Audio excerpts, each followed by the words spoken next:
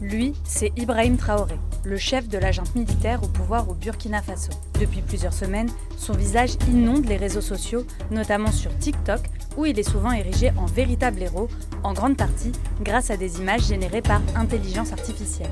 Ce succès numérique participe à répandre son influence dans le monde entier, note la BBC, y compris parmi les Africains-Américains et les Britanniques noirs. Mais alors, qui est ce dirigeant autoritaire de 37 ans et pourquoi est-il si populaire sur Internet? On fait le point.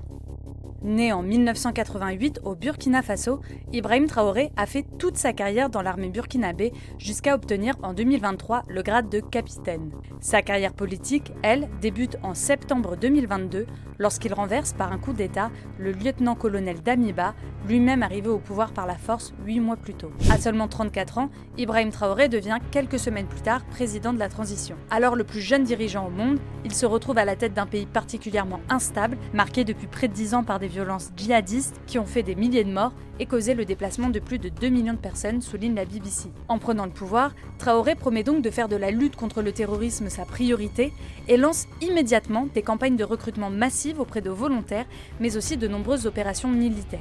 Selon le média britannique, cette posture offensive contre les groupes armés lui vaudra un premier soutien d'une grande partie de la population. Mais sa popularité au Burkina Faso s'accroît lorsqu'il se met à adopter un discours anti-impérialiste, critiquant fortement l'ingérence des puissances occidentales et notamment celle de la France, dont il ordonne le départ des troupes présentes au Burkina Faso en février 2023. Grâce à de nombreuses mesures souverainistes, comme le retrait de certains permis d'exploitation accordés à des entreprises étrangères, et à ses discours mobilisateurs, Traoré s'est peu à peu construit l'image d'un leader panafricaniste, largement inspiré de l'ancien révolutionnaire anti-impérialiste et progressiste Thomas Sankara.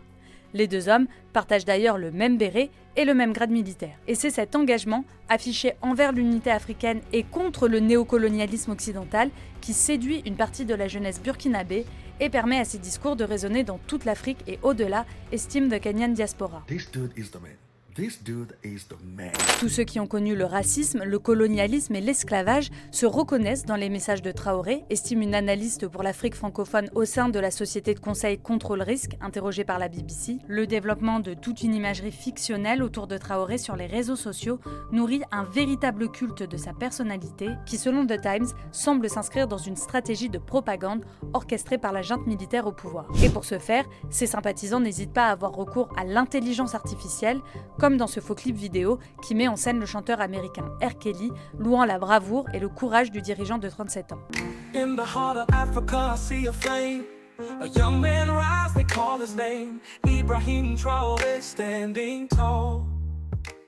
Si la piètre qualité de ce clip aux 2 millions de vues sur YouTube pourrait prêter à rire, le déluge de contenu généré par intelligence artificielle, lui, est bien plus inquiétant, souligne The Times, qui alerte sur la diffusion massive de fausses informations en faveur de Traoré. Dernier exemple en date, un faux discours de soutien du nouveau pape Léon XIV au leader burkinabé que le Vatican a dû démentir. Alors qu'on l'aperçoit ici en homme fort, combattant des terroristes, soignant des soldats blessés ou priant, plusieurs articles de la presse étrangère décrivent au contraire un dirigeant peu soutenu par ses pairs et rappellent son incapacité à réprimer l'insurrection islamiste qui a progressé depuis son arrivée au pouvoir. Plus inquiétant encore, ces images occultent totalement les dérives du régime de Traoré, qui est impliqué selon plusieurs sources dans des massacres de civils et des répressions violentes de ses opposants. C'est ce que rapporte notamment The Conversation, qui évoque des persécutions, mais aussi des enlèvements visant des hommes politiques, des juges ou encore des journalistes. Dès septembre 2023, de nombreux dissidents du régime ont par ailleurs reçu des ordres de réquisition. Au final, Traoré n'est peut-être pas aussi populaire auprès du grand public que les réseaux sociaux veulent nous le faire croire, analyse The Conversation, qui soupçonne le dirigeant burkinabé de chercher à stimuler un soutien pour lui-même pour légitimer sa présence au sommet de l'État.